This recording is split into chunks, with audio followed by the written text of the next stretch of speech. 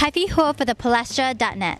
The longest and most expensive election race ends here, November 4th, 2008.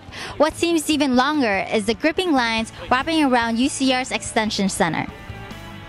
There are many young voters and first-time voters at the election. Whether or not they're Republicans or Democrats, Highlanders are all here for one thing: for their voices to be heard. Today, McCain all the way. Is this your first time voting? It is. I just became a citizen just like a couple months ago. This is my first presidential election vote. Yeah, this is all of our first time voting. Do you think it's worth the wait? Definitely. There's a lot of countries that don't get to do this, especially my home country from Iran, you know. You don't have rights like this, and to be here and be able to exercise that, it's a wonderful thing. The line is kind of long, but I'm going to stick it out because I believe that if I don't vote, it could possibly be the changing factor in between who's the next president. It was long standing in line for about 2 hours, but it was worth it.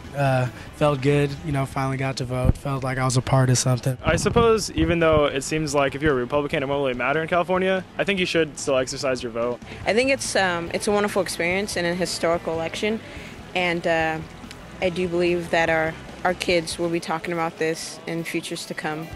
An historical election it is. A student from Britain was so compelled by it that he traveled some 5,000 miles from home to show his support for Barack Obama. I'm not actually eligible to vote. I'm English, but I think that affects me greatly too because our countries work together, and I think it'd be a good partnership. It is 2 hours away from the polls from being closed, and the line is still longer than ever. Highlanders can all agree that voting in this election supersedes the long wait. So, who will be our next president, Obama or McCain? Once again, I'm Haiphie, your UCR reporter for the Palestra.net.